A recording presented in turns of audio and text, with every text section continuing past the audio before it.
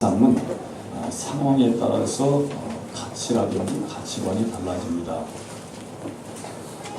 우리가 평상시에는 내가 지금 참 행복하다 또는 내가 지금 살고 있는 곳이 참 너무나 감사하다 이런 것을 잘 모릅니다. 우리가 지금 국가적으로 지금 굉장히 큰 슬픔에 빠져 있는데 지금 우리나라의 이 참사 후에 그 정서가 달라지고 있다, 풍속도가 달라지고 있다 이렇게 얘기합니다. 곁에 있어서 고마워 이런 어떤 것으로 바뀐다는 것입니다. 여러분 가족이 함께 있다고 하는 것은 너무나 당연합니다.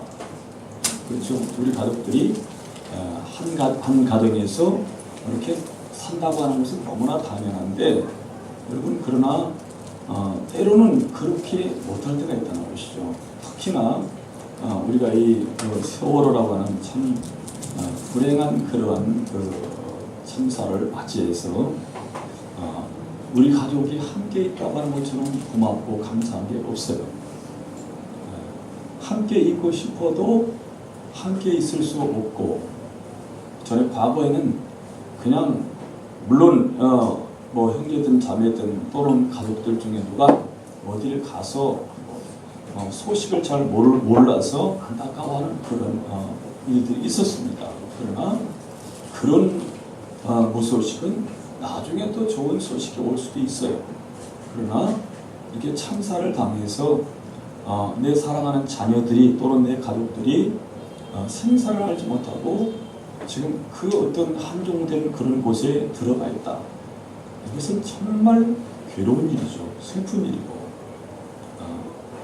같이 함께 있는 것이 정말 너무 고맙다고 하는 것을 우리는 지금 뼈저리게 느끼고 있습니다.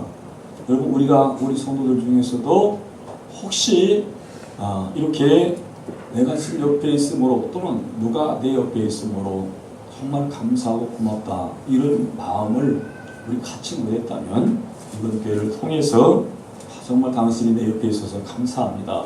또는 내 사랑하는 자녀라든지 또는 이제 부부라든지 서로 간에 서로가 곁에 있어줌을 고마워하고 감사하는 그런 우리 모두가 되게 주님으로 축복을 드리겠습니다. 그래서 우리가 이렇게 정말 너무 당연한 것을 누리면서도 감사하지 못해요. 고마운 줄을 몰랐습니다. 그런데 이렇게 환경에 따라서 상황에 따라서 정말 이것이 고맙고 감사하다고 생각하는 것이 참 이제 이런 어떤 사건을 통해서 깨닫게 되죠. 그러나 우리가 세상이라고 하는 것을 더 세밀하게 들여다보면은 항상 그 이론이라는 것이 있고 또 실천이라는 것이 공존하고 있다 이렇게 볼 수 있습니다. 이 두 가지가 어느 한쪽에 치우쳐 버리면은 갈등이 생깁니다. 다투게 됩니다. 싸우게 됩니다. 그리고 불행하게 된다는 것입니다. 자, 우리가 잘 알다시피 이론은 어떤 것입니까? 사물이나 현상의 이치를 논리적으로 일반화한 체계 이렇게 사전적으로 그렇게 말을 합니다. 기초가 되는 원리가 있다는 것입니다. 이론이 없이는 실천도 없고 또 이론 없는 실천은 바른 실천이라고 볼 수가 없습니다. 실천이라고 하는 또 다른 이제 성경 사전적으로는 인간의 활동을 통해 객관적 실제 없는 것이 아니라 가상적인 것이 아니라 실제하는 것이다 이 말이죠. 즉 자연과 사회를 변형하는 사회적 계층의 총체 이렇게 되어 있습니다. 사전적인 걸 보면 바로 일상에서나 또는 전문적인 어떤 이제 용어로 보면은 다양한 의미를 가지고 있다는 거예요. 자, 모든 전문적인 활동 이런 이론이 있어야 됩니다. 그러니까 요즘 이제 너무나 이제 세월호 때문에 구조를 어떻게 할 것이냐 많은 사람들이 이렇게 구조해야 되는 저렇게 보입니다. 이 구조를 하려고 하는 것도 사람들이 그것 때문에 굉장히 갈등을 지금 겪고 있습니다. 다이빙 웰이라고 하는 그 이제 기계를 만드는 사람은 이것이 있어야만 저 사람을 구원할 수 있다는 거예요. 그런데 또 다른 이론을 가진 사람들은 그거는 거기에는 합당하지 않다. 이렇게 해서 서로 갈등이 생겨서 결국 뭡니까? 피해를 당하고 있는 사람들이 너무 참 안타까웠다는 것입니다. 뭔가 자꾸 자기들이 주장하는 이론이 있다는 거예요. 그래서 그것을 가지고 서로 이렇게 다툰다는 것입니다. 받아들이지를 못하고 배격하고 하다 보니까 더 원망이 생기고 그런 모습을 볼 수 있습니다. 자, 철학자 데모크리토라는 사람이 이런 말을 했더라고요. 올바른 생각과 말은 무엇을 해야 하는지를 알 때 생기고 행복하게 살고 싶은 사람은 행동에서 지나치지 말아야 된다. 자, 무슨 얘기입니까? 올바른 생각은 내가 무엇을 해야 되는지를 알아야만이 올바른 생각을 할 수 있다는 거예요. 내가 어떤 사람을 구원해야 되겠다.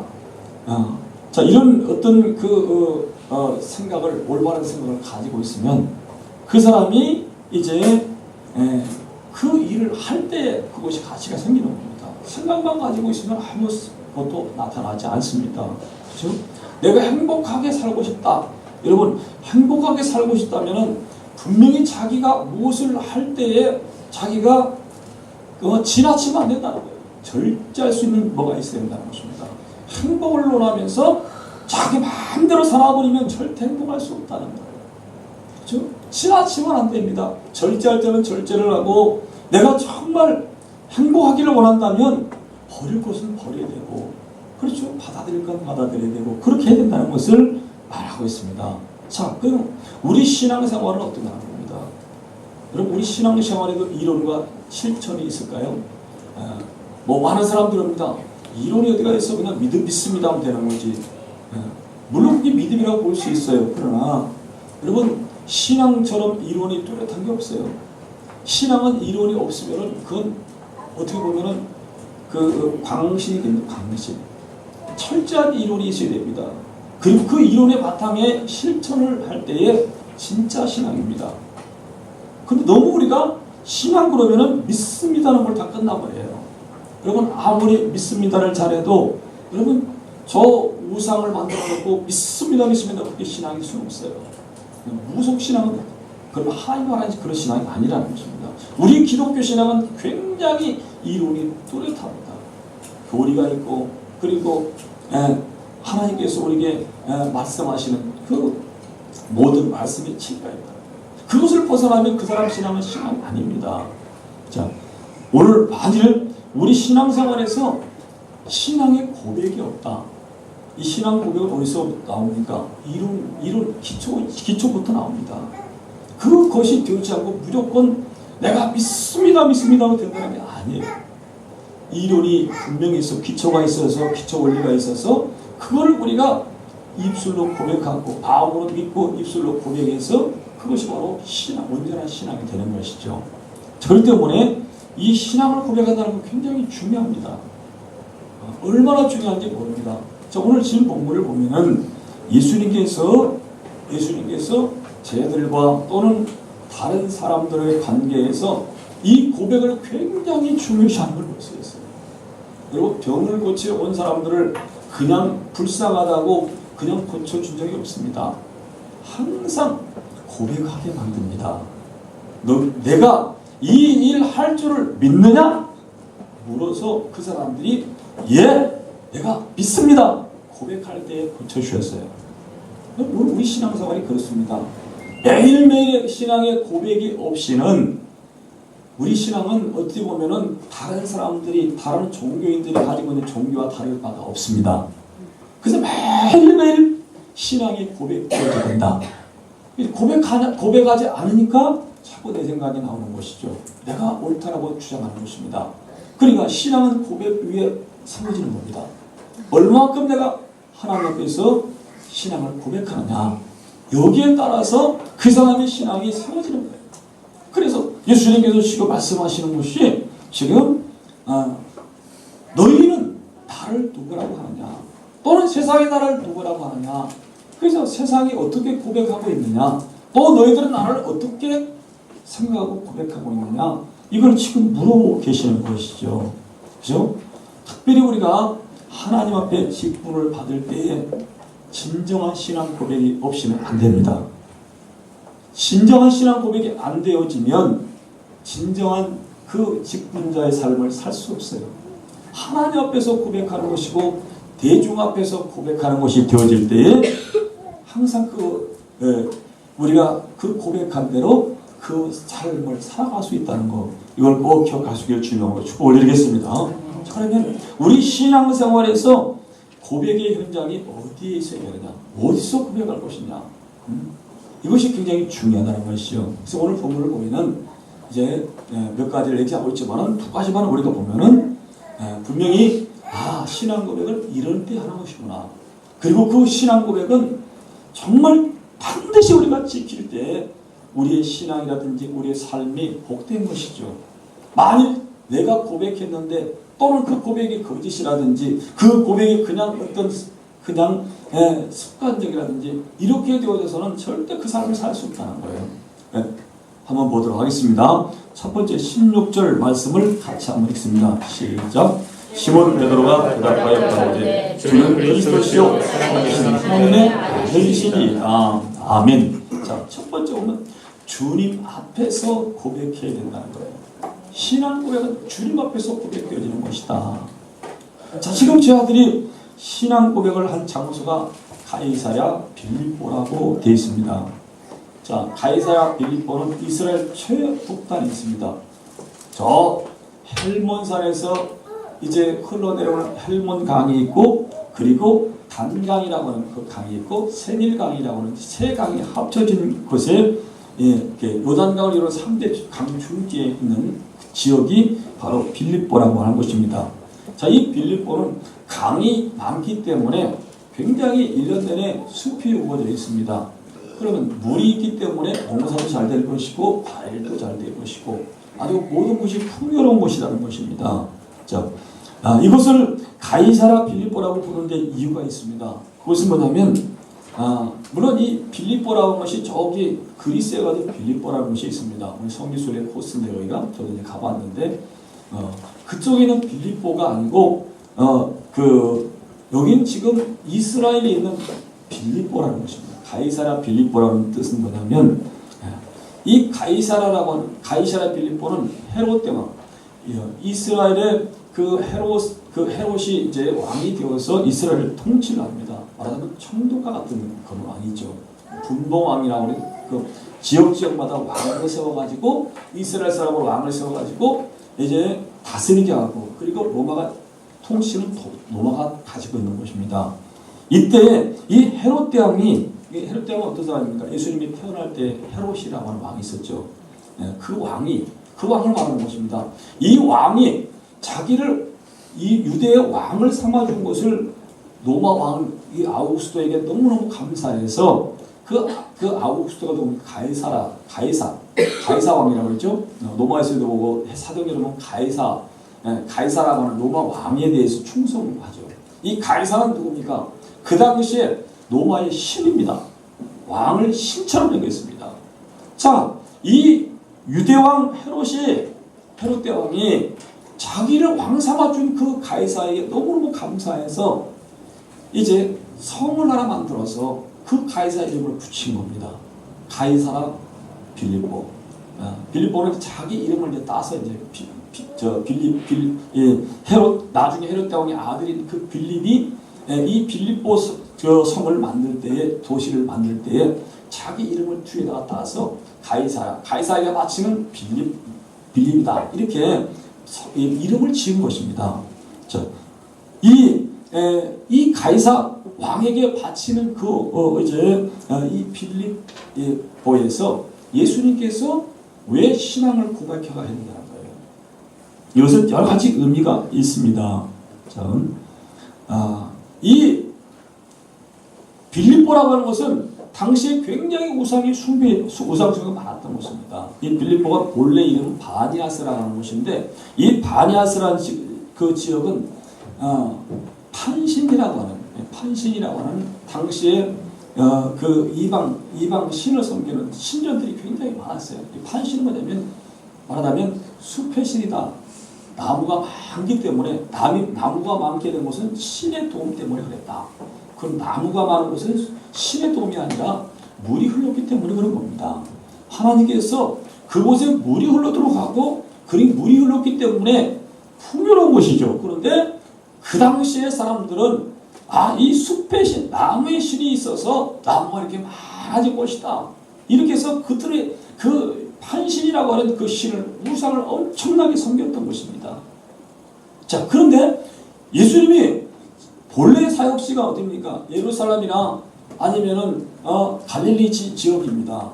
그런데 하필 왜 저 꼭대기 빌립보까지 오셔서 제자들에게 신앙을 고백하게 만들었느냐? 여기는 큰 의미가 있다고 하는 것이죠. 굳이 거기까지 갈 필요가 없다는 것입니다. 그런데 거기서 이렇게 신앙을 고백하게 만들어요. 자, 이것은 이 빌립보 그 지역은 이방 도시, 이방 문화라든지 이방의 어떤 그런 풍습들이 많은 곳입니다. 많은 이방 신들을 섬기는 그런 곳이었다는 것입니다.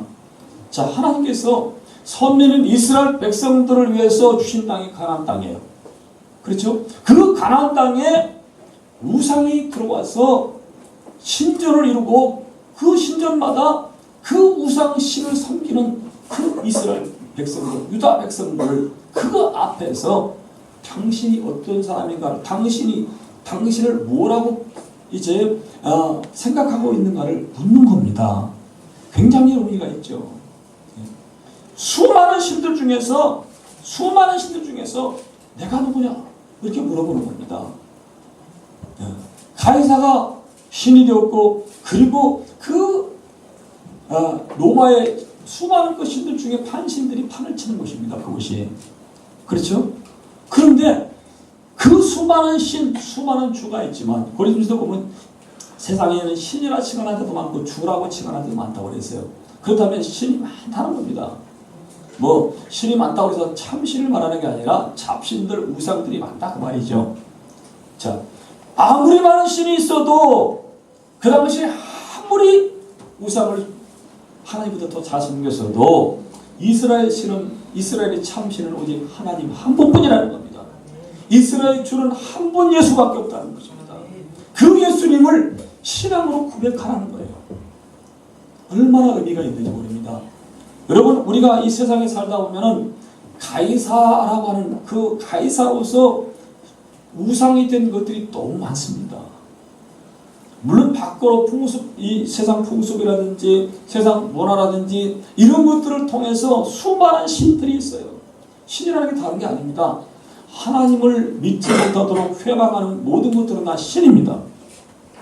그것이 물질이든지 그것이 명예든지 그것이 뭐 성공이든지 그것이 어떤 문화든지 모든 것이 하나님 앞에 우리가 가까이 가지 못하도록 막는 것은 다 신이라고 보면 됩니다. 아니 내가 그런 신 믿지 않는다고 착각합니다. 여러분, 그러나 그렇지 않습니다.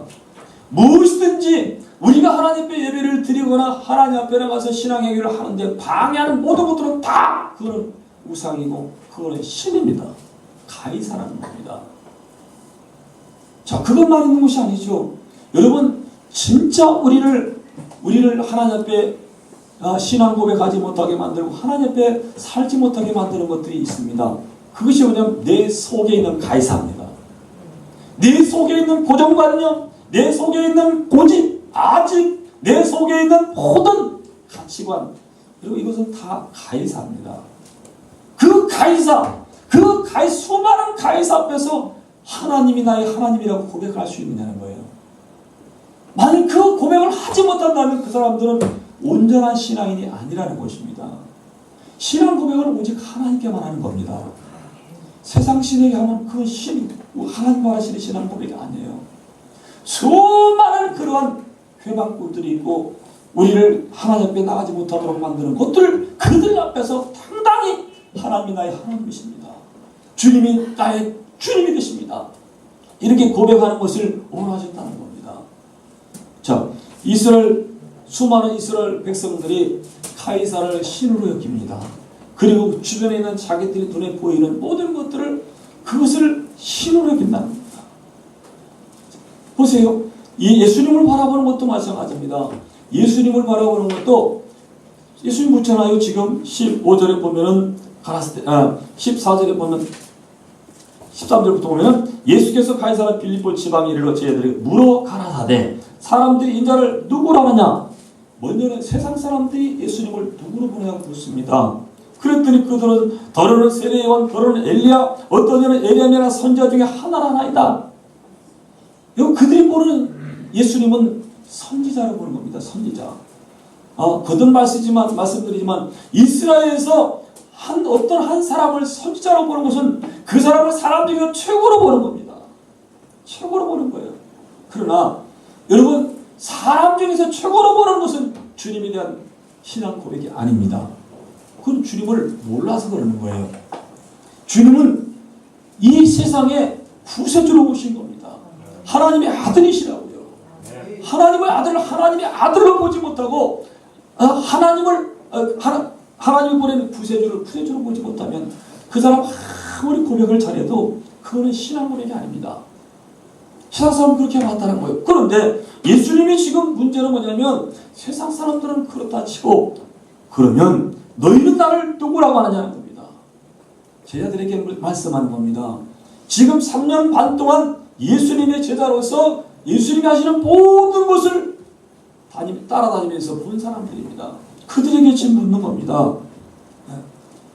이 신앙 고백이, 베드로의 신앙 고백이 주는 그리스도의 살아계신 하나님의 아들이십니다. 이 고백이 오늘 저와 여러분의 고백이 되지 않는다면 여러분이 신앙인이 아닙니다.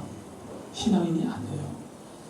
착각하는 겁니다. 좋은 교회는 될 수 있을지 몰라도 어떤 상황 속에서도 세상에 수많은 그런 유혹이 있을지라도 그 안에서 오직 하나님은 나의 하나님 한 분밖에 없고 주님은 예수님 한 분밖에 없다고 고백하는 것이 신앙 고백입니다. 아멘. 그런 신앙 고백을 듣기를 원하신다는 것입니다.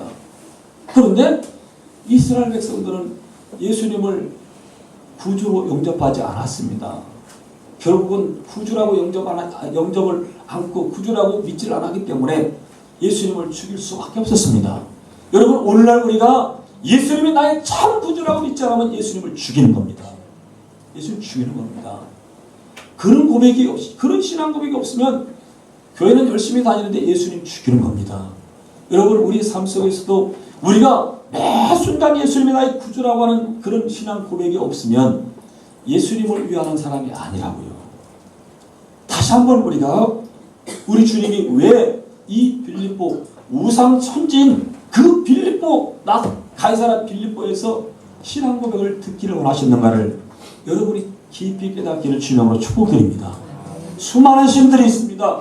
그러나 그 신들을 보는 것이 아니라 우리 주님만이 우리의 구주라는 것을 고백할 수 있는 저와 여러분 되시길 주님으로 축복드리겠습니다. 자, 또 한 가지 19절 말씀을 같이 하겠습니다. 시작. 내가 천국 열쇠를 내게 주리니 내가 땅에서 무엇이든지 되면 하늘에서도 내게 주시고 내가 땅에서 무엇이든지 풀면 하늘에서도 풀리라 하시고. 자, 두 번째는 뭡니까? 우리의 삶의 현장에서 신앙 고백이 되어야 된다. 그런 얘기입니다. 땅이라고 하는 것은 우리가 살고 있는 생활 공간입니다. 이 세상이라는 것입니다. 우리 삶의 현장이 이 땅입니다. 이 땅에서 우리가 주가 그리스도시고 하나님이 나의 하나님이시라고 믿는 신앙의 고백이 없이는 결국은 신앙 고백이 아니라는 것이죠. 자, 예수님께서 지금 말씀하시는 겁니까?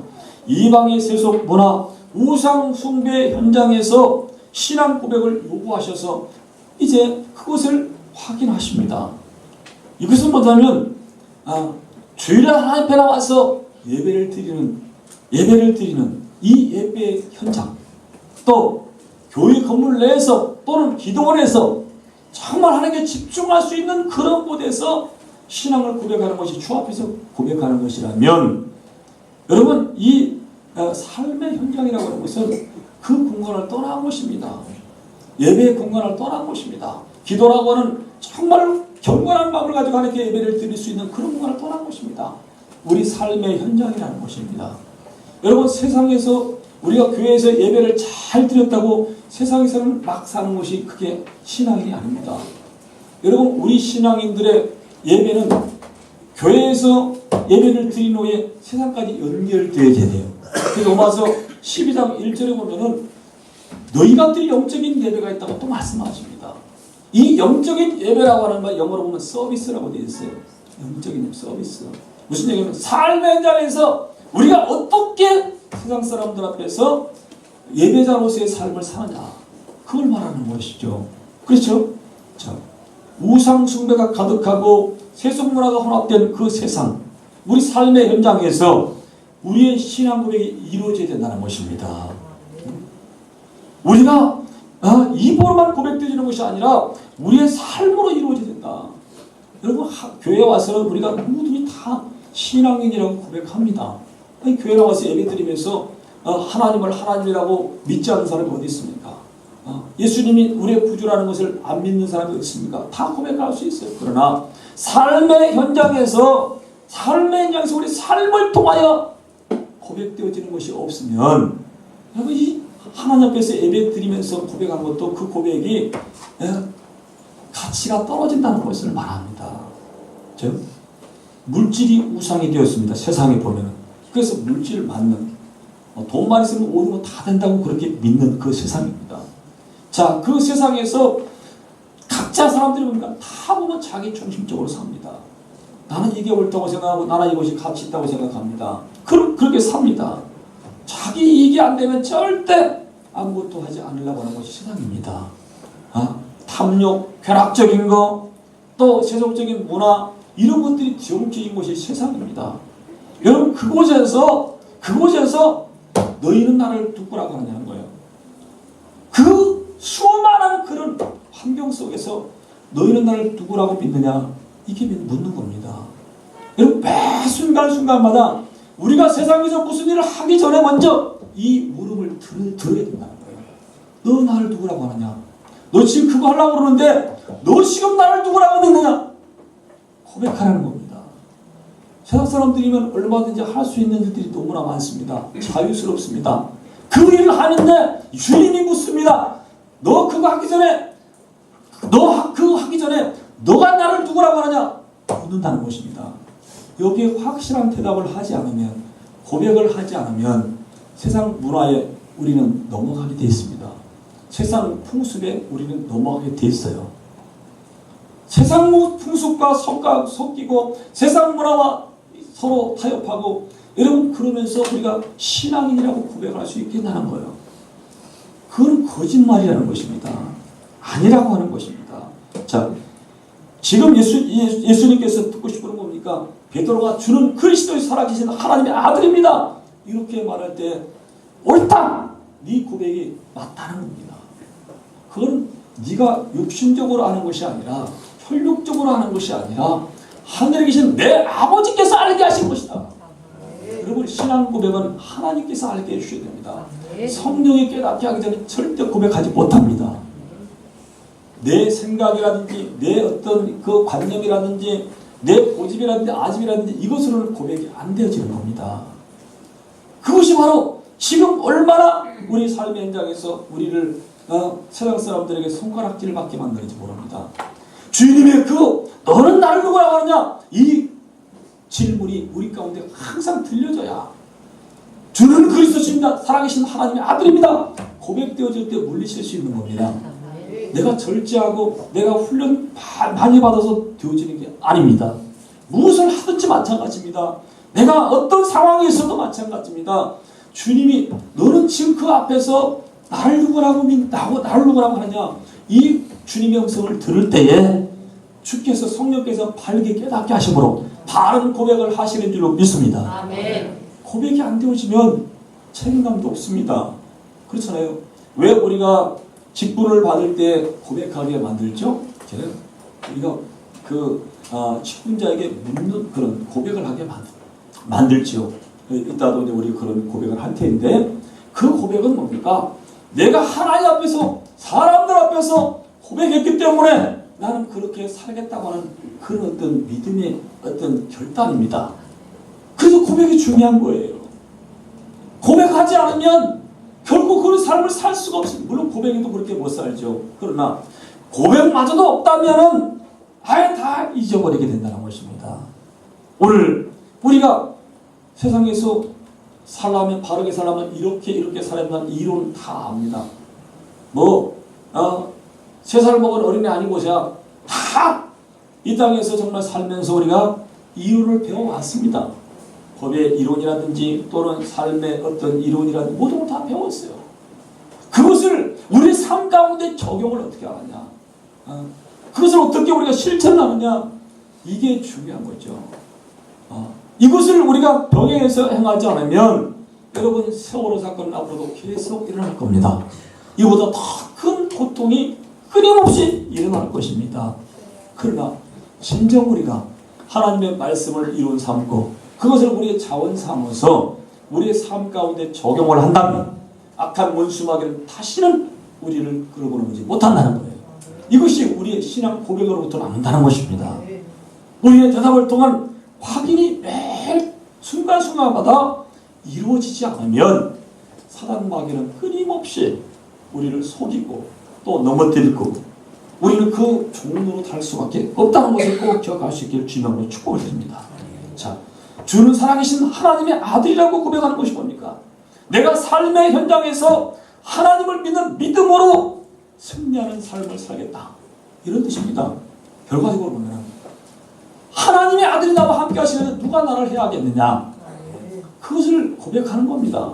이 신앙 고백이에요. 지금까지 내가 세상에 같이 돈을 얼마만큼 벌고 내가 얼마만큼 잘 살고 다른 사람보다 행복하게 살고 하는 것이 내 가치관이었다면 이제는 그런 것이 아니라 정말 예수님이 나의 구주라는 것을 구세주라는 것을 그것을 최고의 가치로 내가 믿고 살겠다. 그런 것이고 그렇죠? 오늘 우리 삶의 현장에서도 정말 살아계신 하나님이 나와 함께 하신다는 것을 그렇잖아요? 하나님 앞에서 우리가 사는 사람이기 때문에 그런 겁니다. 천국 열쇠라는 게 뭡니까? 천국 열쇠를 세상 사람들에게 준 게 아닙니다. 하나님 앞에 신앙 고백을 한 사람에게 주신 것이라고 했어요. 그렇죠? 지금 예수님께서 하시면 발언하시거나 내가 복이 있도다 이를 내게 알게 하는 천국이 아니고 하늘에 계신 내 아버지니라. 또 내가 내게 이르노니 너는 베드로라. 내가 이 반석에 내 교회를 세우리니 음부의 권세가 이기지 못하리라 하면서 천국 열쇠를 말씀하셔요. 여러분 교회는 베드로가 고백한 신앙 고백 위에 세워진 것이 교회입니다. 주는 그리스도시요 살아계신 하나님의 아들입니다. 여기 위에 그 믿음에 세워진 것이 교회예요. 그리고 그 교회에 하나님께서 천국의 열쇠를 주어서 그 천국 열쇠를 가지고 세상에서 삶을 통하여 하나님이 살아계시다는 것, 하나님이 우리 하나님이시라는 걸 증거하라는 것입니다. 그러니까 우리에게 주인 천국 열쇠로 이 땅에서 매면 하늘에서 매어버린다는 거예요. 이 땅에서 풀면 하늘에서 풀린다. 말하자면 하늘과 땅의 모든 것이 하나로 통일되게 하는 것이 바로 천국 열쇠. 즉 말하자면 믿음을 가진 주는 그리스도시요 살아계신 하나님의 아들입니다 고백한 그 믿음을 가진 사람들에 의해서 하나가 될 수 있다. 이것을 지금 말씀하시는 것이죠. 그렇기 때문에 여러분 교회에서만 우리가 아무리 믿습니다 하고 우리가 다른 사람들 앞에 내가 믿는 사람이라고 증거하지 않아도 알잖아요. 누가 어떤 믿지 않는 사람이 주일날 교회 나와서 하나님께 예배 드리겠습니까? 종교심 가지고 물어볼 수도 있습니다. 그러나 대체로 우리가 교회 나왔다는 것은 주를 그리스도로 믿는다는 것입니다. 하나님을 아예 하나님을 믿는다는 것입니다. 그 중요한 것은 뭐냐면 이 믿음을 세상 우리 삶 가운데서 어떻게 적용을 하느냐 어떻게 실천을 하느냐 이것 또한 중요하다는 것을 말씀합니다. 여러분 우리는 세상의 사람들이 갖지 못한 특별한 그런 특권을 가지고 있는 사람이에요. 우리가 매면 하늘에서도 매고 우리가 풀면 하늘에서도 풀립니다. 이것이 믿어지지 않으면 우리는 신앙인이 아닙니다. 종교인입니다. 종교인. 다시 한번 우리가 신앙 고백 현장 주님 앞에서 당연합니다. 하나님 앞에서 당연히 고백하는 겁니다. 이건. 그러나 우리의 삶을 통해서도 고백이 되어야 된다는 거예요. 신앙 고백이 세상에서 더 많이 필요합니다. 세상 사람들이 자기들의 이론 가지고 주장을 막 합니다. 그랬을 때 그들의 이론이 그럴지라도 나는 하나님을 믿는 사람이라는 것을 가지고 고백이 되어지는 겁니다. 그들이 능히 할 수 있는 일이지만 우리는 그 능히 할 수 있는 일을 거부하는 그런 특권을 가진 사람입니다. 이게 신앙 고백이잖아요. 모든 사람이 다 하는 것인데 나는 신앙이 있기 때문에 나는 하나님을 섬기는 사람이기 때문에 나는 거부한다. 이것이 바로 신앙 고백입니다. 특별한 게 아니에요. 무슨 하늘에서 불 내려오고 그게 신앙이 표적이 아닙니다. 할 수 있는 누구든지 할 수 있지만 하지 않는 권리가 있다는 겁니다. 이게 신앙입니다. 이것을 우리가 잊어버리면은 세상 사람들과 다를 바가 하나도 없어요. 세상 사람들하고 다를 게 없으면 세상 사람들이 우리를 지지하지 않습니다. 오늘 우리는 하나님의 교회, 주님 앞에서 신앙의 고백을 해야 됩니다. 중요한 일입니다. 그러나 더 중요한 것은 삶의 현장 세상에서 신앙 고백하는 것, 이것은 더 중요하다는 거. 왜 그렇습니까? 우리 기독교 신앙은 상속의 종교가 아닙니다. 저 죄악된 세상의 종교입니다. 세상에서 우리가 바르게 살지 않으면, 바른 신앙을 갖지 않으면 그 신앙은 진짜 신앙의 가짜 신앙, 거짓 신앙이 되는 것입니다. 오늘 다시 한번 우리 주님 앞에서 고백한 이 신앙의 고백이 우리의 삶의 현장에서 날마다 고백되어지는 우리 모두가 되기를 주님으로 축복드리겠습니다. 그래야만이 하나님도 우리에게 제한 없이 공급하시죠. 고백이 없는데 어떻게, 믿지를 못하는데 어떻게 하나님이 공급하시겠어요? 아브라함이 복의 근원이고 또 믿음의 조상이 됐다고 하는 것은 여러분 그냥 말씀하실 때 그때 주어진 것이 아니라 많은 과정을 통과한 후에 그 다음에 그를 진짜 복의 근원이 되게 하신 것을 볼 수 있어요. 오늘 우리도 하나님께서 하나님의 자녀라는 권세를 주셔서 오늘 우리가 정말 주를 그리스도로 믿고 하나님의 아들로 믿는 믿음을 갖게 되었습니다. 그렇다고 해서 당장 하나님께서 모든 걸 다 맡기시지는 않습니다. 사실 우리 삶을 통하여서 끊임없이 주는 그리스도시고 하나님의 아들이라고 하는 것을 증명할 때 하나님은 오늘 우리 모두에게 영권과 인권과 물권을 주시는 하나님이신 줄 믿습니다. 기도하시겠습니다. 이 말씀을 생각하면서 한번 기도합니다. 신앙 고백의 현장, 우리의 주님 앞에서 당연하고 세상 우리 삶 속에서 너무너무 중요한 것입니다. 주님, 내가 하나님 앞에서는 주여 주여 했지만 삶의 현장에서 신앙 고백하지 못했습니다. 용서해 주시고 다시 한번 어느 곳에 있든지 주님을 그리스도로 또 정말 하나님의 아들로 믿는 믿음의 삶을 살 수 있도록 도와달라. 다 주문 동성이답니다.